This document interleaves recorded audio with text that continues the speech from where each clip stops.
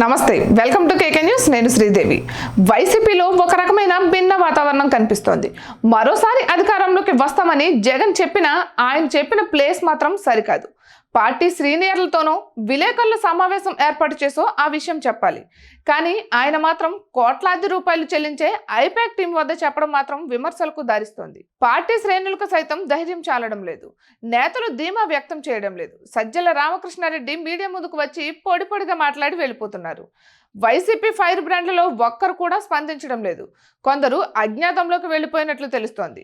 వైసీపీకి అత్యంత బలంగా ఉండేది సోషల్ మీడియా విభాగం. పోలింగ్ ముగిసిన తర్వాత రోజు వైసీపీ సోషల్ మీడియా కార్యాలయాన్ని మూసివేశారు. ఎవరు ఆఫీస్కు రావాల్సిన అవసరం లేదని మెసేజ్ చేశారు. వచ్చే నెల వరకు సెలవులు ఇచ్చామని, కొంతమందికి పూర్తిగా తీసేశామని మరి కొంతమందికి సమాచారం ఇచ్చారు. సోషల్ మీడియా విభాగం అధిపతి సజ్జల భార్గవ్ రెడ్డి కూడా కనిపించడం లేదు. ఎవరికి అందుబాటులో లేరు. ఇప్పటికే వైసీపీ సోషల్ మీడియాతో పాటు సజ్జల భార్గవ్ రెడ్డిపై ఈసీ ఆదేశాల మేరకు కేసులు నమోదయ్యాయి. బహుశా ఈ భయంతోనే ఆయన అజ్ఞాతంలోకి వెళ్ళిపోయారని ప్రచారం జరుగుతుంది. వైసీపీలో నగదు వ్యవహారాలు చూసేది పెద్దిరెడ్డి రామచంద్రారెడ్డి. తన కను సైగల్లో రాయలసీమ రాజకీయాలను శాసించారు ఆయన కుమారుడు మిథున్ రెడ్డి ఈ ఎన్నికల్లో అంతా తామై వ్యవహరించారు.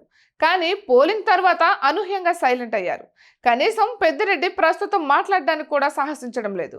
ప్రస్తుతం తన అస్మదీయ కంపెనీలకు బిల్లుల చెల్లింపుల పనిలో ఉన్నట్లు తెలుస్తుంది. తన ఆస్తులను, వ్యాపారాలను ఇతర ప్రాంతాలకు తరలిస్తున్నట్లు సమాచారం. ఫలితాలు వచ్చే రోజు పూర్తిగా అజ్ఞాతంలోకి పోవాలని ఏర్పాట్లు చేసుకుంటున్నట్లు ప్రచారం జరుగుతోంది. ఇక వైసీపీ ఫైర్ బ్రాండ్లుగా పేరు పొందిన కొడాలి నాని, ఆర్కే రోజా, అంబటి రాంబాబు, అనిల్ కుమార్ యాదవ్, గుడివాడ అమర్నాథ్, పేర్ని నాని, జోగి రమేష్ వంటి నేతలు స్పందన లేదు. కనీసం ఫలితాలపై మాట్లాడడం కూడా లేదు. అయితే ఇంటెలిజెన్స్ హెచ్చరికలతోనే వారు మౌనం దాల్చారని టాక్ నడుస్తోంది. ఎన్నికల ఫలితాల రోజు కూడా అనుచరులకు పురమాయించి వారు సేఫ్ జోన్లోకి వెళ్తున్నట్లు ప్రచారం జరుగుతోంది. అయితే అందులో ఎంతవరకు వాస్తవం ఉందో చూడాలి. ఇక ఇటువంటి మరెన్నో వీడియోస్ కోసం కేకే న్యూస్ తెలుగు ఛానల్ని సబ్స్క్రైబ్ చేసుకోండి.